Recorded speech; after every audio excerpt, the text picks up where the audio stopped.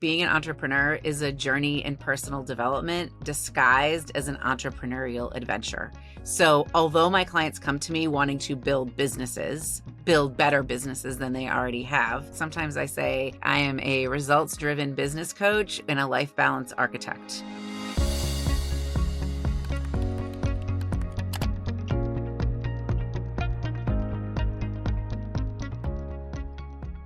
Welcome to the Building Thinkers podcast. Today, I'm so excited to be joined by Andrea Liebross.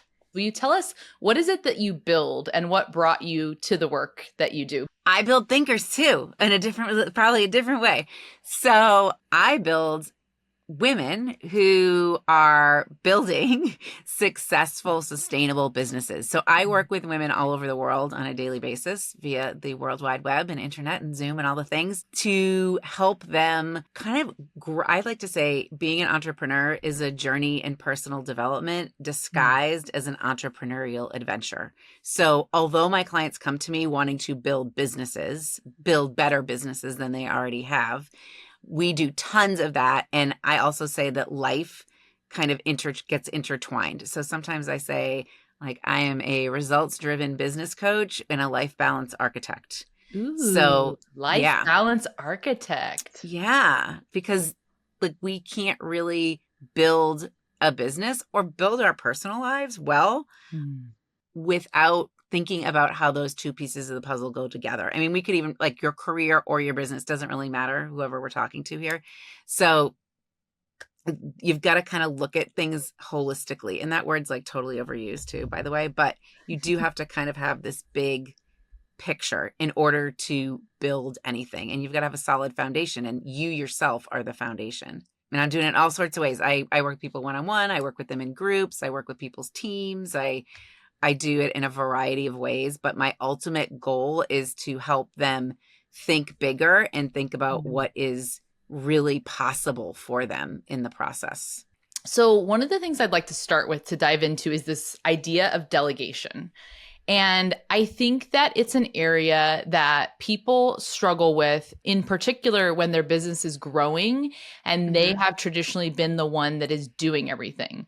So can you help guide our listeners, and myself included, in how you like to think about delegation, maybe getting to what are some of the things that people get wrong about delegation? Start us on this journey, Andrea. When you are growing a business, if you're an entrepreneur, you start out and you are doing all the things, right? You're doing all the things. And that's okay for a while, but then it starts to preclude your growth. And it actually kind of creates what I call business lag. So when you look at a business that's fully blown out, you've got a visionary, you've got someone who is a leader, you've got managers, you've got implementers, you've got what I call doers. When you start out, you're all the things. That only lasts for, a very short time. That only lasts probably until you are starting to get into the multiple six figures in your business, most likely. And then you're quickly realizing that you can't do all the things and have a life that you like or have space and time to take care of yourself. You have to start to assess, what do I need to build in order to make this thing sustainable, in order to make me sustainable, and in order to allow for you capturing opportunity. If you are someone that's just like happy with where you are at, then okay, keep doing what you're doing. But if you're someone who's like, hey, I should go after that, or maybe that's an opportunity, but I just don't have the bandwidth, then you've got to start to think about delegating. You've got to start to think about these roles in your business. And even at home, like this can all apply to your personal life. And it's not all about delegating either. It's a little bit about decision making. Who are the decision makers, or what are the people allowed to make decisions on in your personal life and in your business? Okay, I want to zoom in on the decision-making thing because oh, I can't remember the title right now. I think it was called Turn the Ship Around. It's a leadership book. Yeah, From I've read that book. Yep. Yeah. Yep. Okay. One of the main takeaways I had from that book was the idea of I intend to. And so when I'm leading up, I use this in client work. I'll say, I intend to. Does that sound right? Aligned to your preferences? Or you might have Yep. other context about the other client we're working with or things like that, right? So, and I'm thinking the invitation to help, let's say somebody's reporting to me. And by talking through this idea of I intend to, I then empower them to say, I want you to lead up to me. And instead of me micromanaging like every word you're saying on a social media post, if you know my general tone and our voice and what we stand for as building thinkers, and Yep. then you can say, I intend to title this episode in this way. How does that sound for you? We don't get into that much of the detail in my business, but Yep. that's an idea. Is that aligned to this idea of decision making? If we get into the nitty gritty of delegating, I call it like the 5 levels of delegation. You can have, I kind of equate it to kids too. So if you've got a 2-year-old, you are saying, okay, listen, I want you to sit down on the floor, put your shoes on, get up, put your jacket on, get in the car, jump in your car seat and buckle, right? And you're like giving them all of those steps. Mm-hmm. And okay, for a toddler, you need to do that. But if you're a business owner, you don't want to usually be doing that. There might be times you have to. You want to be, that's kind of like a level 1. All right. And if you want to get all the way to level 5 delegation, that's where you just say, kind of describing in a sense what you said, but even to a different degree. Hey, we have a weekly podcast. Can you edit the episode that I just uploaded, write the show notes, and get it on all the platforms? And I am just going to assume that when every Thursday, I am just going to see a podcast episode. That's like a level 5 delegation, right? So you're not micromanaging, and you don't even really want to even, no one needs to even tell you that they have uploaded this podcast episode. You are going to just assume that it's done. It's there. And then in between there's kind of like, in the middle of that, it's, hey, you know what our podcast is all about. Can you recommend to me, give me 3 options, but tell me also which one you're going to recommend that we title this next episode. Yes. So, right. That's that's the in between. And, right. And it's is the there in between. Also, I like to call this a gradual release of responsibility. It is. Yes. So like there's something they're not fixed levels, perhaps. Like you could move from one to the other. You could start as a baby toddler employee, kind of like this metaphor. And then like over time, as you know things, you would work your way up. And actually my podcast, I should keep going with this example because I did start working with an amazing podcast manager a couple months ago. Shout out to Alexis. Thank you. And I did ask that the first couple episodes before they were published, I wanted to see the way in which she was editing before it went live out to the world, right? Yeah. And so once we went through those 3 episodes, I was like, we were clear on what the ask is. Then now I do it that way. I think it also can be task dependent too, or project dependent. Like on this thing, I totally trust you to do it all. But on this thing, I think we need to dial it back a little, right? But if we go back to the decision-making concept, this level 1 is like carry out instructions. You're not making any decisions. Mm-hmm. Okay. Level 2 is, hey, I want you to research and report in on what you think. So research the topic, gather the info, report what you discovered, and then we'll discuss it. And then I will still make the decision. But I care about the research that you did in that one. Like you did. Yeah, like you've teed it up for me. Yeah. Okay. Right? Okay. Then if we get to a level 3, it's kind of research and recommend. Mm-hmm. So don't just give me all the options. Like, what do you think? Okay. Right. Like, what do you think? Or it would be like if we go to the podcast example, there's so many like platforms and tools you can use in the podcast world. And then when you start a podcast, like you don't know which tool to use. So you podcast producer or production team, like you tell me which tool should we use? Right. I don't know. Right. But you do want to know. So that's kind of a level 3. And then as you get to level 4, it's just like you make the decision and tell me what you did. And then the level 5 is just act independently, Oh, right? So I love it. it aligns with decision making abilities, but it also aligns with you being able to communicate, you, the leader, being able to communicate what you're looking for, right? Or the Yes. why behind it. Yeah. I was also thinking about these levels, that level 1 and 2, if people are in roles that are level 1 and 2, they need to be actively seeking to move up that Yes. level So if because you're that could gonna be outsourced. 100%, so you need to figure out, like, how do you make yourself valuable, right? And I Mhm. think for most business owners, or even most household managers, we'll call it, right? If you're a Yeah. homeowner, you make yourself valuable if you're working for in either of those capacities by coming to the table with solutions, Mhm. right?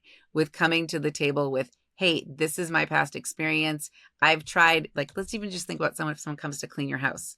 Mhm. Like, there are 50 gazillion cleaning products on the market, but they know that this one usually works best on grout, Mhm. Right. right? So you want to know, like, what do you think? I don't know, right? Like, which one are you going to Yeah. choose? So they have to, that's where they become the most valuable, right? And that's where then you can put yourself in a higher leadership or visionary position if you know that you have someone below you that can make decisions or make recommendations. Andrea, what do you think, or what have you seen that holds people back? And let's expand it too here. I know we've been talking about entrepreneurs, but I see that you could be like my friends that are working in organizations, my clients that are in the corporate space. Yeah. You're in a Fortune 150 company. It could be within a team too, where you're working on a project.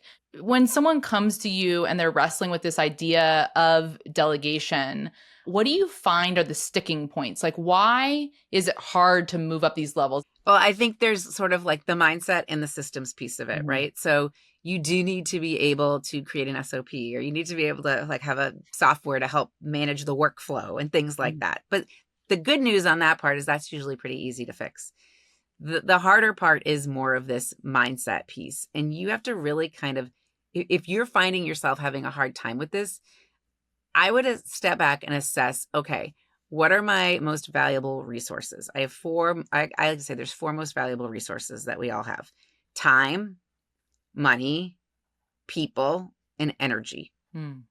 And when someone's having a hard time Mhm. delegating or moving up this ladder of delegation, Mhm. they're probably grappling with, how do I want to use my time, money, people, or energy? So we've all heard, like, hey, it's just easier for me to just do this myself, right? Like, I don't know if do I take the time to explain this thing to you? No. So I'm just going to do it myself, Yeah, right? guilty for a long time. Guilty, right? We all are guilty. So you're thinking it's not worth this time trade-off. Mhm.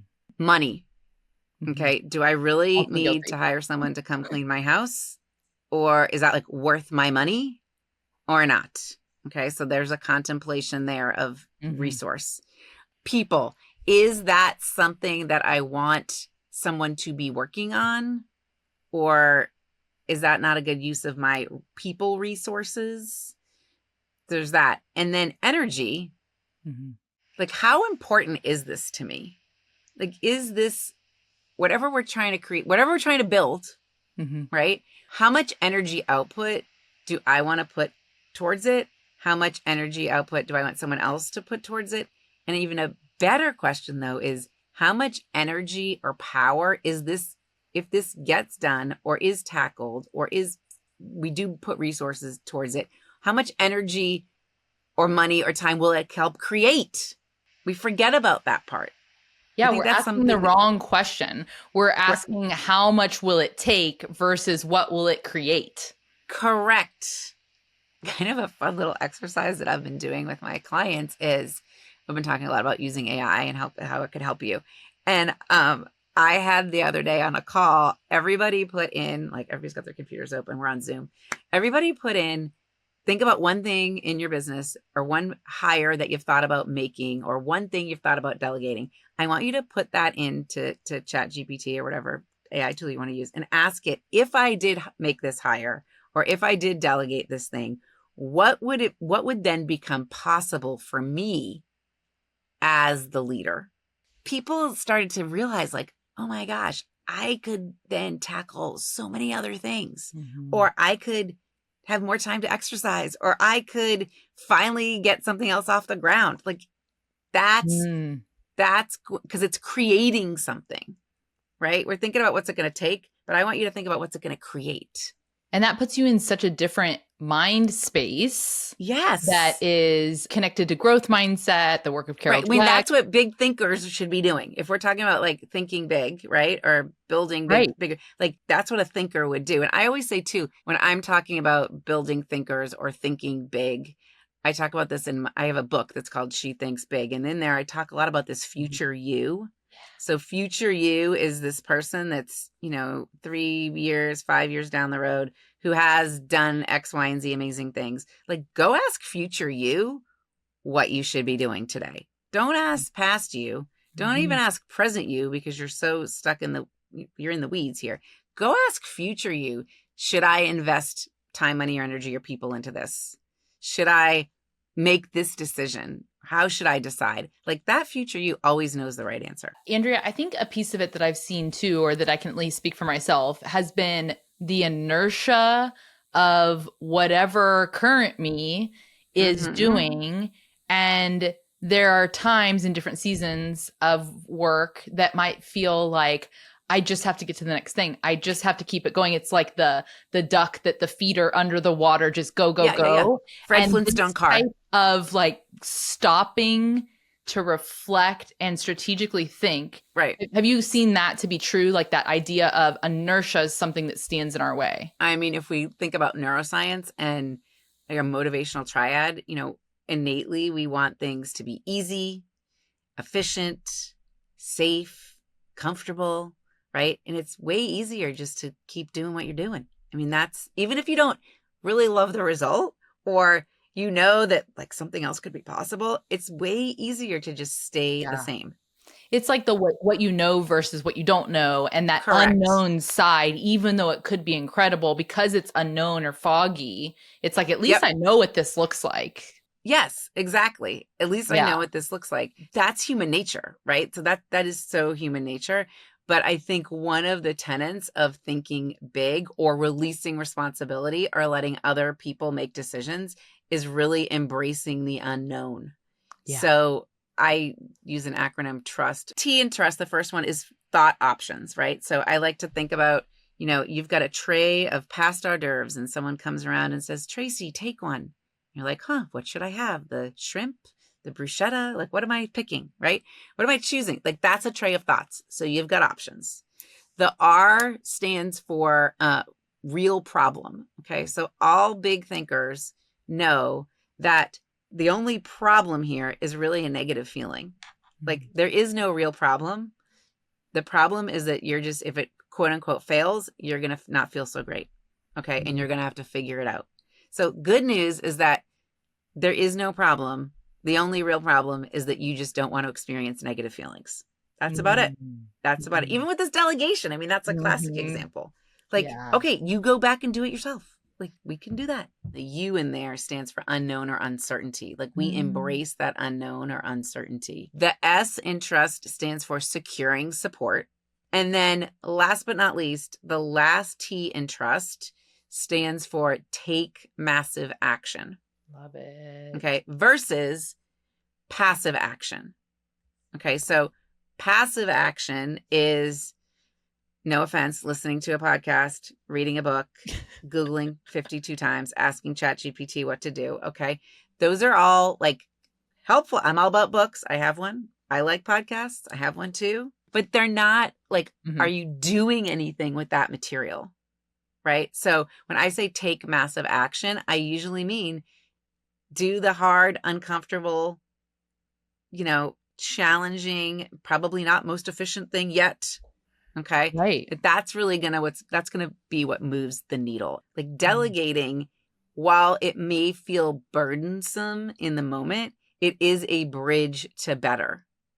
So like you're expending a resource of time, energy, people to get something going. Okay. But why are you doing that? It's because it's creating something more.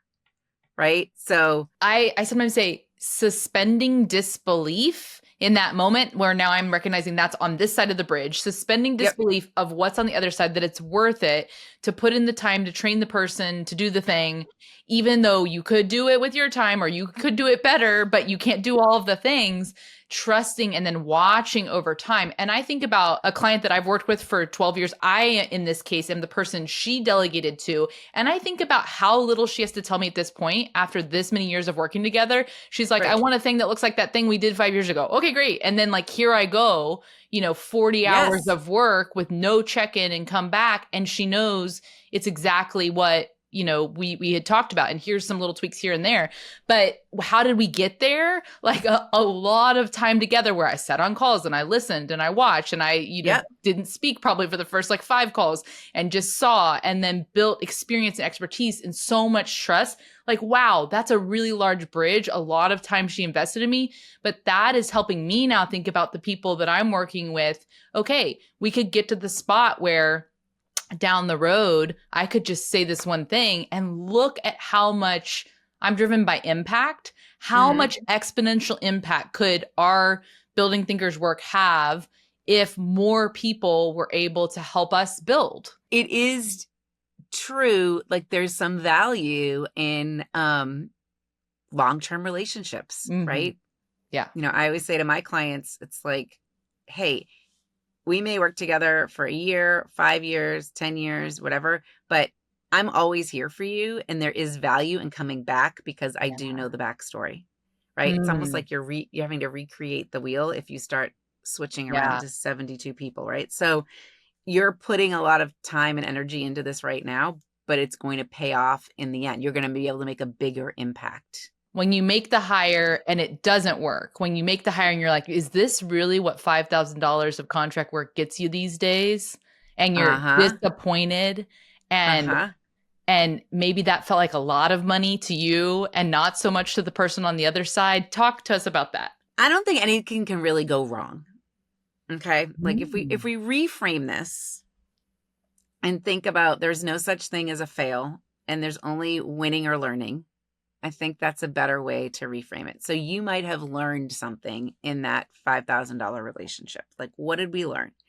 And a lot of times when we reflect on something like that, you start to realize places where you might have shown up differently or you could have done something differently. They probably could have done something different too, but maybe you could have. And I think to decrease the number of instances that happens, you really have to go back to, did you communicate Mm-hmm. the vision? I call it like vision casting for whatever you're working on together. Okay. Did you say why this was important? Did you give intended outcomes? Did you share with them what resources, time, money, energy you want to put towards it? And not all those 3 questions always get addressed. It's Right. like you might be really good in explaining like what your big story is, your big vision, but you didn't tell them that you wanted this all to happen in 2 hours, Right. right? Yes. Or you could be really good in saying, I have $5,000 budget. Okay. But so you communicated your budgetary resource constraints, but didn't share with them why it's important, right? Mm-hmm. Which they might have then used those resources or allocated them differently.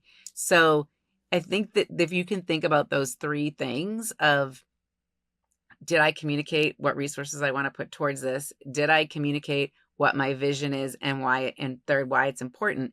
We probably went wrong in one of those categories. Yeah.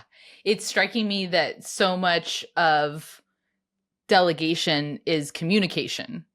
Yes. It's Yes. clarity on what it is, what are the outcomes, what is the process, how do we, I mean, something that I've learned at this point in my career in business is in a lot of the work that I'm doing is learning experience design with building thinkers, and we have increasingly larger projects, more subject matter experts, more complication along the way. And so we have norms for how we communicate, which platforms Yeah. we use during which hours, and who's okay with Yes. those Yes. hours and time, right? It seems like very small, but then once you do that, then you're like, it's okay to use Slack right now during this, or I know they won't respond if they're working their other Right. job, or whatever that is. And so it does on the front end feel like a lot of detail, a lot of information, but that saves so much later. Yeah. And then also just say like the idea that clear is kind, I think I always increasingly. say that clear is kind. Yeah, that you're able to know what it is that we're after together. And if it didn't hit the mark, I used to have a harder time giving that type of feedback. And now I have like zero emotion really in saying, Right. hey, we're intending to do this. We aren't there yet. Can we adjust it in this way? But that used to feel like, in Slack or other tools like that, where there's the ... that somebody's Yeah. Yeah. typing. I used to have to like delete, write again, delete. And now I just, okay, let's go for it. Right. Right. Part of also being clear is communicating what you believe. So if you believe that we can accomplish X, Y, and Z by X time frame, you've got to say that. Or if you believe that the impact we can make is ABC, you've got to communicate that. So a lot of times we have an action plan. These are the things we're going to do. We've got a time plan. We know we were going to do it in the next 90 days. Okay. We've got like a timeline even. But I think we also need to have a belief plan that what do we believe is possible? And that's really what's driving things forward. The belief plan, not necessarily the action plan or the time plan, because really beliefs are thoughts. And, we can choose, we have thought options. We can choose any thought we want. And you've got to kind of align your thought with that of your team. So I love it. Andrea, can you give us an example, maybe from coaching or from other work that you've done, of that shift from the kind of to-do list action plan to belief? Like, what does that allow for? One of my clients says all the time, I want to make sure that I have all my ducks lined up in a row before we do whatever, right? She's all about having the ducks lined up in the row. What would happen if you decided to move forward with, we were talking about hiring someone actually. What would happen if you decided to move forward with this hire without having all of your ducks lined up in a row? She said, well, I could make a wrong decision. I could hire the wrong person. I could hire before I can afford it or have which is a whole other story, but I can hire before I had the work for them or whatever it was. I said, so what's the worst thing that could happen? Well, I guess it is realizing that this person isn't capable, or it's the wrong person, or I don't have money to pay them. Okay, then what happens? I guess then I'd figure it out. What would be next? I was like, right, then you'd figure it out. So right now, if you don't hire them, what's the worst thing that can happen? Well, like XYZ just doesn't even get off the ground. I said, okay, so which is worse? Not even giving it an opportunity to get off the ground, I would say, is a lot worse than you having to figure out how to maneuver around a wrong person and have to do another hire. Not taking the chance is really not giving you the opportunity, right? Like you're not giving equal airtime to the possibility that this could go great. Because our brain likes to protect us. We like the known, we like homeostasis. We know what that's like. And so, but this idea of not giving enough airtime to the possibility that it could go extravagantly well. Yeah. And you could have kind of the both and of maybe your freedom, your time, and this other person's also thriving. You're also providing for them and maybe their family or like more jobs, more impact. More the bigger impact. Yeah. Right? Bigger impact. So I think you've got to believe two things. You've got to believe that whatever the worst thing is that could happen, you're going to figure it out. Because guess what? You always do. Okay. And then you also have to believe that the best thing that could happen is equally as possible. Oh, that's so powerful. Andrea, one of the questions I like to ask is, what is something that you used to not know how to do that you now know how to do? I think it's connected to delegating, actually. So maybe we've hit on this, but how did you learn to delegate? I think it's like anything else, practice. Even experts still practice. So you have to keep giving yourself opportunities to practice. And I would add in there, you have to, one of those 5 tenets of all big thinkers know and do is they secure support. So who is supporting you, even if you're the leader or the visionary, in your quest to become a better delegator or make a bigger impact or build something that's amazing, right? So you've got to, number one, secure support, and number two, to help guide you. And then number two, you've got to practice. If you're struggling with delegation, one of my suggestions would be this, that you film yourself doing it. Just grab a screencast tool. There's 10 million of them, and do whatever you're doing in the Google Doc or on the call, and then pick it apart a little bit to say, these are the steps that I went through, and then try doing it with them. And then when you're ready, release it to them. There's even screencasts that will watch your screencast and create the SOP there you go. for you. Do that. I mean, if we want to get really fancy. If we go back to like the delegation piece of it and thinking bigger, you also have what I'm going to call like thought options. So you've got options of how you want to think about things. So if you want to think about it's too much time to put all the steps in and create an SOP, okay, that's fine. But that's going to give you a certain outcome. I think that's important to remember. Yeah. Like there is no one way or one thing that should be delegated. Like you have so many options on how you want to approach this or even frame it for yourself. And I think framing it, and this is how I work with my clients. One of my programs is called Runway to Freedom. And if you want to think about how do I create more freedom, how do I create more time freedom, money freedom, people freedom, energy freedom, then you're going to approach this in a different way than someone's just like, I just want to get it done. Right? So what's your like container that you're putting this in? What is the thought that you or belief you want to hold on to as you start to tackle this? And I think this is sometimes where support can play a big role, or the coaches, consultants, experts, right? Like they might give you, I say sometimes I'm like, here are some options. I'm just going to give you some options of ways you might want to think about this. We could think about it like this, look at this, what resonates with you? Because I think we can't see that a lot for ourselves, or what is even possible to delegate. Right. And I think that's another place where people get stuck. They're like, what am I supposed to start? I have all this on my plate. I would challenge listeners to like press pause and put your timer on your phone for 5 minutes and think about all the things that potentially you could at some point delegate. Doesn't mean you have to do it today, but it may also allow you to, as the next time you're doing it, to screencast it, record it, create the SOP so that you're ready to hand it off at some point. What works for you? What feels better to you too? One of the sentence stems that I really like is, if only people knew. So when you think about delegation, when you think about what we've talked about, what would you leave people with? And may you start it with, if only people knew. If only people knew that delegation could be so easy, or is so easy, when you have a vision in mind, when you share your vision, when you get out of the weeds, start with the big, huge picture.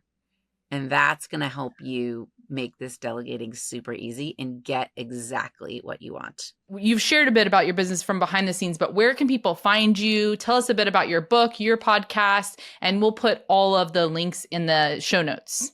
So yes, I have a book. I have a podcast. The title of both of them are She Thinks Big.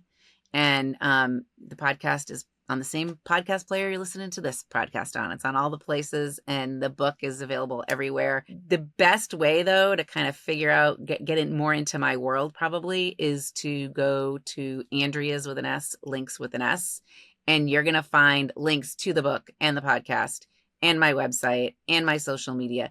But if I said do one thing would be to go take the quiz that I have, which is really going to help you kind of figure out where you are in this delegation journey and also just business career journey. Well, Andrea, thank you so much. I think I'm going to continue to be thinking about our conversation. I'm really going to be coming back to these ideas of building that bridge. It's clear to get to that delegation. That is really sticking with me. Continuing to think about how clear is kind, and looking if some sort of delegation didn't maybe go as I wanted it to, looking back at my role in that and how I might increase clarity, align to the vision of what I want with my work. And so thank you so much for helping our listeners. I look forward to staying connected and continuing to see Yes. the work that you're doing Love it. and helping people get to action. So thank you so much. You are so welcome. Thanks for having me.